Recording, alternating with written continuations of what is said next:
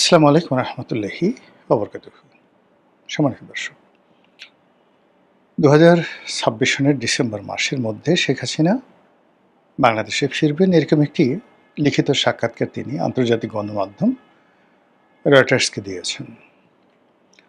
আর তার সেই সাক্ষাৎকার ছাপার পরই বাংলাদেশ এবং বাংলাদেশ সংশ্লিষ্ট আন্তর্জাতিক অঙ্গনে রীতিমতো তোলপাড় শুরু হয়েছে।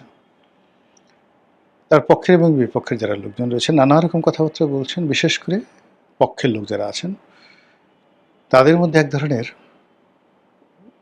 উন্নাসিকতা, এক ধরনের আর্ত অহমিকা, এক ধরনের প্রতিশোধ গ্রহণের যে ইচ্ছা বা প্রতিহিংসা গ্রহণ করার যে ইচ্ছা, যেটাকে আমরা জিঘাংসা বলি, প্রতিহিংসা চরিতার্থ করার ইচ্ছা, জিঘাংসা, এটা আবার নতুন করে দানা বেঁধেছে। এবং শেখ হাসিনা বিভিন্ন সময় তার নেতাকর্মীদেরকে বলেছিলেন যে তোমরা তালিকা করো। যদিও সবাই বলার চেষ্টা করছেন যে এটা রাজনৈতিক একটা কৌশল, তারপর নেতাকর্মীদের থেকে চাঙ্গা রাখার একটা কৌশল, যেখানে তিনি নিজে বিদেশে পালিয়ে চলে গেছেন, সেখানে বাংলাদেশে যারা পালিয়ে আছেন তারা পালিয়ে থেকে তালিকা করবেন, এর সে হাস্যকর কোনো বিষয় নয়। এ ধরনের সমালোচনা হয়েছে বটে, কিন্তু সবাই জানে যে প্রতিশোধ গ্রহণ করার ক্ষমতা শেখ হাসিনার কি পরিমাণ আছে। ফলে কি হলো যে তার 17 বছরের শাসন, তার আগে 5 বছরের শাসন 96 থেকে 2001, তার আগে বিরোধী দলীয় নেত্রী হিসেবে তার যতটুকু ক্ষমতা ছিল সেই ক্ষমতা দেখিয়ে তিনি ছাত্রলীগকে ব্যবহার করে, যুবলীগকে ব্যবহার করে যেভাবে রাজপথে সন্ত্রাসের রাজত্ব কায়েম করতেন, সেই সন্ত্রাসের রাজত্বের কাছে এরশাদ শাহী থেকে শুরু করে প্রথম জমানায় সেই বেগম জিয়ার যে শাসনামল 91 থেকে 96, তারা কিন্তু সবাই শেখ হাসিনাকে ওইভাবে ভয় করতেন যে তিনি সব কিছু করতে পারেন। সেই বাসে গান পাউডার দিয়ে মানুষ মারা, ককটেল বিস্ফোরণ করানো, বিশ্ববিদ্যালয় অশান্ত করা, ছাত্রলীগের বাহিনী লেলিয়ে দিয়ে প্রতিপক্ষকে ঠ্যাং ভেঙে চুরমার করে দেওয়া ইত্যাদি নানা রকম কর্মকাণ্ড তিনি করতে পারেন এবং তিনি করেছেন। এটা তার প্রতিপক্ষরা মনে করে। তো সেই কারণে তার ফিরে আসার যে খবর, সেই খবরে ভয় এবং আতঙ্ক, তারপর তুষ্য এবং তাচ্ছিল্য সবগুলো একত্রে মিশে একটা বিকৃত অবস্থা হয়ে গেছে। মানুষ হাসতে গিয়ে অনেক সময় দেখবেন না যে ছোট বাচ্চা ছেলেরা মানে অনেক সময় হাসতে গিয়ে কেঁদে ফেলে, আবার কাঁদতে গিয়ে হেসে ফেলে। আমরা এদেরকে ছোটকালে বলতাম মানে হাসি কান্না বলার মা, পয়সা কটা দিলা না, এরকম তাদেরকে ঠাট্টা করতাম। হাসতে হাসতে কেঁদে ফেলতো, কাঁদতে কাঁদতে হেসে ফেলতো।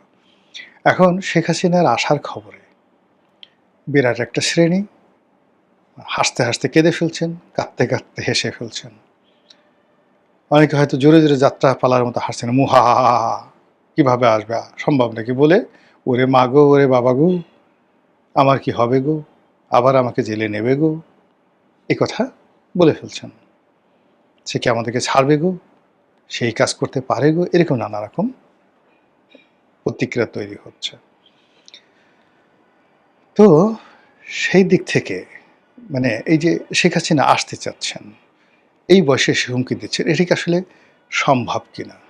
80 বছর বয়সে এবং বর্তমান প্রেক্ষাপটে এটা মধ্যযুগ নয়, এটা সম্ভব কিনা? পক্ষে বিপক্ষে দুইভাবেই কথা বলতে পারেন।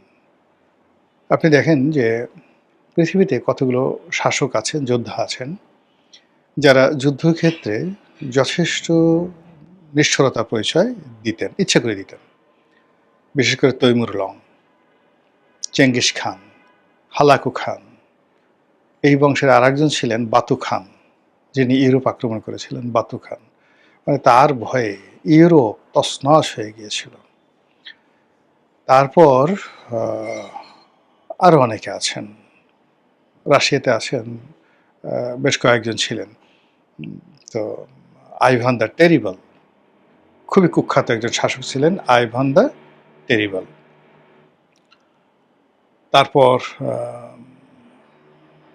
মধ্যপ্রাচ্যের সেই আয়ামে জাহিলিয়াত যুগের বহু সংখ্যক শাসকের নাম বলতে পারবো, যারা শুধুমাত্র যুদ্ধের ময়দানে যাওয়ার আগে যে সন্ত্রাস করতেন, সেই সন্ত্রাসে তাদের 90% বিজয় হয়ে যেত। এবং যখন তারা কোনো একটা বিজয় করতেন বা শহর জয় করতেন, সেখানে মানুষের মাথা কেটে তারা পিরামিড তৈরি করতেন, এবং সেই পিরামিড বহুদিন পর্যন্ত গন্ধ ছড়াতো সেখানে। মানুষ পাগল হয়ে যেত, কুকুরগুলো পর্যন্ত সেখান থেকে দুর্গন্ধে চলে যেত। এর ফলে ওই সমস্ত শাসকের নাম শুনলে মানুষ থর থর করে কেঁপে উঠত, থর থর করে কেঁপে উঠত। তো সেই কারণে কি হচ্ছে, কিছু শাসক যারা ভালোবাসা দিয়ে, প্রেম দিয়ে, নীতি নৈতিকতা দিয়ে শাসন করেন, আবার কিছু শাসক আছেন যারা নিষ্ঠুরতা দিয়ে, নির্মমতা দিয়ে, কঠোরতা দিয়ে শাসন করেন। তো শেখ হাসিনার ক্ষেত্রে আসলে নির্মমতা, কঠোরতা এটা আগে চলে আসছে। তার নরম দিক থাকতে পারে যারা পেয়েছেন তারা, কিন্তু আমরা যারা বাইরে দেখেছি তাকে, তারা সবসময় তার এই গরম দিকগুলো দেখেছি। এবং তার সম্পর্কে যে ধরনের কথাবার্তা মানে প্রচারিত হয়েছে, সত্য মিথ্যা আমরা বলতে পারবো না, কিন্তু এগুলো প্রচারিত হয়েছে, তার প্রতিপক্ষরা বলেছে। তো যখন প্রতিপক্ষরা বলেছে শেখ হাসিনা যখন ক্ষমতায় ছিলেন, তখন তাকে ছোট করার জন্য। এখন ওই ধরনের কথা যেহেতু আগে বলা হয়ে গেছে, সেগুলো এখন রীতিমতো ভীতি ছড়াচ্ছে। যেমন একটা বক্তব্য হলো তার পিতার একজন হত্যাকারী, এটা কি কর্নেল ফারুক, কর্নেল রশিদ, নাকি মেজর কে যেন, বজলুল হুদা না কে যেন, এরকম একটা, এরকম তার প্রতিপক্ষরা ছড়িয়েছিল যে সে নিজে গিয়ে হাতে রামদা দিয়ে বা ভোজালি দিয়ে, যেটাতে গরু জবাই করে, ওইরকম একটা অস্ত্র দিয়ে এই তার পিতার হত্যাকারীকে সে নিজের হাতে জবাই করেছে, রক্ত ফিনকি দিয়ে পড়েছে। এই সমস্ত কথাবার্তা কিন্তু, যে এই মহিলা এত খারাপ, এত নিষ্ঠুর, কষায়ের চেয়েও খারাপ, সে নিজের হাতে ওই তলোয়ার দিয়ে, ভোজালি দিয়ে সে তার পিতার হত্যাকারীকে খুন করেছে। এখন এটা ওই সময়টাতে সবাই হয়তো মনে করছে হায় হায়, সি সি, কী অবস্থা। এখন এই জিনিসগুলো যখন সামনে আসছে, তখন চিন্তা করলে খায় আল্লাহ, এই মহিলা যদি আমারে জবাই করে, এই মহিলা যদি আমারে পায়, কি একটা বিশ্রী অবস্থা। এবং যে মনে করেন শেখ হাসিনার যে সমস্ত বিরুদ্ধ পক্ষ লোক, এটা দুর্বল চিত্তের লোক, চ্যাটাং করে লাভ দিয়ে বসছে, একটা কাজ করে বসছে, তাদের মধ্যে তখন ওই অতীতের সেই স্মৃতিগুলো সামনে আসছে, এবং সেই দুর্নাম বদনামগুলো এখন তার কাছে একটা মরণ ব্যাধি রূপে দেখা দিয়েছে। সারাদিন সে শুধু ইন্নালিল্লাহ ইন্নালিল্লাহ বলছে। এর বাইরে জামাতের যে সমস্ত লোকজনকে সে ফাঁসিতে চড়িয়েছে, কেউ বিশ্বাস করেনি যে সালাউদ্দিন কাদের চৌধুরীকে সে ফাঁসিতে চড়াবে। এই কারণ হলো, সালাউদ্দিন কাদের চৌধুরীর সাথে তার একটা ব্যক্তিগত সম্পর্ক ছিল। সালাউদ্দিন কাদের চৌধুরীর সঙ্গে আমারও ব্যক্তিগত ভালো সম্পর্ক ছিল। উনি যেটা বলেছেন যে সালাউদ্দিন কাদের চৌধুরী মানে তাকে, সালাউদ্দিন কাদের চৌধুরী আমাকে বলেছেন যে তার সাথে তার একটা সম্পর্ক ভাই বোনের মতো। দুনিয়া উল্টে যেতে পারে, শেখ হাসিনা কখনো তার এই ভাইকে সে অস্বীকার করতে পারে না। এবং আমি সালাউদ্দিন কাদের চৌধুরীর অফিসে এটা সম্ভবত সেই ৯১-৯২ সনের দিকে তার একটা সাক্ষাৎকার নিয়েছিলাম। আমি তো নতুন ব্যবসা শুরু করেছি, আবার পার্ট টাইম সংবাদপত্র চাকরি করি। তখন তিনি এই কথাটা বলেছিলেন। এটা চিত্রবাংলার জন্য সাক্ষাৎকার নিয়েছিলাম। তো সেই বিরাট সেই সাক্ষাৎকার, তো তিনি সেখানে ইন ডিটেলস বলেছিলেন আমার কাছে যে তার সাথে জামাতের কী সম্পর্ক, বেগম জিয়ার কী সম্পর্ক, তার সাথে শেখ হাসিনার কী সম্পর্ক। এবং তিনি বলেছিলেন যে শেখ হাসিনাকে গালাগালি করা, তারপরে তার বিরুদ্ধে বলা, এটা আমার রাজনীতির একটা অংশ, এটা শেখ হাসিনা জানেন, খুব ভালো করে জানেন। কিন্তু এর বাইরে আমাদের একটা অসাধারণ একটা পারিবারিক সম্পর্ক আছে, আমি তাকে বোন হিসাবে ডাকি, এবং সেও আমাকে তুই তুই করে ডাকে। এবং সে বলল যে আমি যখন এরশাদ জামানার মন্ত্রী, তখন একদিন সে আমাকে একটা ছোটো চিঠি লিখলো যে সালাউদ্দিন রুমে চলে আয়, মানে মুড়ি বুট রেডি করা আছে। তো গিয়ে দেখলাম যে সেই রুমে গেছি, ১০-১২ জন আওয়ামী লীগের এমপি, সবাই মিলে সেই মুড়ি বুট একসাথে বসে খেলাম, গল্প করলাম, অনেকক্ষণ হই হুল্লোড়। এর মধ্যে কে বা কারা এরশাদকে জানিয়ে দিয়েছে যে আপনার মন্ত্রী তো শেখ হাসিনার সাথে যুক্ত হয়েছে, সেই ৮৬ পার্লামেন্টে যুক্ত হয়ে এখন কু হয়ে যাবে, আমার চাকরি যায় যায় অবস্থা। তো এই হলো সালাউদ্দিন কাদের চৌধুরীর সাথে তার সম্পর্ক। ফলে সালাউদ্দিন কাদের চৌধুরী একেবারে ফাঁসিতে ওঠার শেষ মুহূর্ত পর্যন্ত সে বিশ্বাস করতে পারেনি যে শেখ হাসিনা আসলেই তাকে ফাঁসিতে চড়াচ্ছে।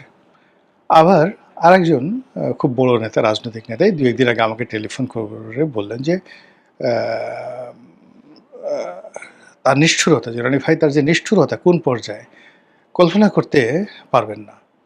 সে তার সাথে যখন ইলিয়াস আলীর ওয়াইফ তার সন্তানরা দেখা করতে গেল, তখন তিনি ইলিয়াস আলীর জন্য এত কান্নাকাটি করলেন যে আ ইলিয়াস আলীর ওয়াইফ যে কেঁদেছে তার জন্য তার চেয়ে বেশি কেঁদেছেন শেখ হাসিনা। কিন্তু শেখ হাসিনা কিন্তু খুব ভালো করে জানতেন যে ইলিয়াস আলী কেল্লা ফতেহ হয়ে গেছে। তো এই হলো শেখ হাসিনার চরিত্র। এক হাতে বাঁকা বাঁশের বাঁশুরি আর এক হাতে রণতুর্য। ফলে তিনি যদি আবার ক্ষমতায় আসেন আমাদের সবাইকে জেলে পাঠাবে, ওই নেতার বক্তব্য। এরপরে তার ছাত্রলীগ, যুবলীগ আমাদের ঘরের মা-বোনদের ইজ্জত লুট করবে, আমাদের ঘরের সবকিছু লুটপাট করে নিয়ে যাবে। এটা চলতে দেয়া যায় না, এটা হতে পারে না। রনি ভাই, এটা হবে না বাংলাদেশে।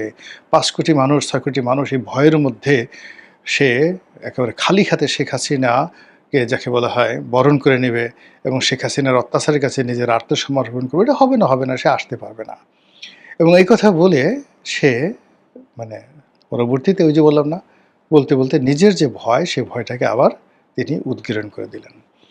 তো সার্বিক দিকে থেকে যেটা মনে হচ্ছে যে শেখ হাসিনা অত্যন্ত সুস্থ জ্ঞানে, সুস্থ মস্তিষ্কে, একেবারে ধীর স্থিরভাবে তিনি বর্তমান সরকারকে এবং তার বিরুদ্ধ পক্ষ যারা আছে তাদেরকে ভয় দেখানোর একটা পরিকল্পনা গ্রহণ করেছেন। আসা না আসা সেটা পরের ব্যাপার, কিন্তু তিনি এখন ভয় দেখাবেন। যতক্ষণ পর্যন্ত আন্তর্জাতিক মিডিয়া তাকে মাথায় করে না আসবে, যতক্ষণ পর্যন্ত ভারতীয় কর্তৃপক্ষ তাকে পরিত্যাগ করবে না, এবং যতক্ষণ পর্যন্ত তিনি বার্ধক্যের করাল গ্রাসে তিনি ছিন্ন বিচ্ছিন্ন ক্ষতবিক্ষত হবেন না, ততক্ষণ পর্যন্ত তিনি এভাবেই ভয় দেখাতে থাকবেন। যেভাবে অতীতে চেঙ্গিস খান ভয় দেখিয়েছেন, যেভাবে হালাকু খান ভয় দেখিয়েছেন, যেভাবে তৈমুর লং ভয় দেখিয়েছেন, এভাবে শেখ হাসিনা ভয় দেখাবেন। এখন আমরা সেই ভয় পেয়ে যদি চিত হয়ে পড়ে যাই, সেটা তো আমাদের ব্যাপার। এজন্য তো আর আপনি শেখ হাসিনাকে দায়ী করতে পারেন না। শেখ হাসিনা বলে যে আমি তো এরকমই, আমি তো সারা জীবন ভয় দেখাই আসছি, ভয় দেখাতে আমার ভালো লাগে, হরলিক্সের মতো আমি এমনি এমনি ভয় দেখাই, সারা জীবন আমি ভয় দেখিয়েছি, আমি সবসময় এইভাবে কথা বলি, তোমরা ভয় পেয়েছো কেন? আমি তো আমার মতো করে বলছি, তোমাকে ভয় পেতে কে বলেছিল?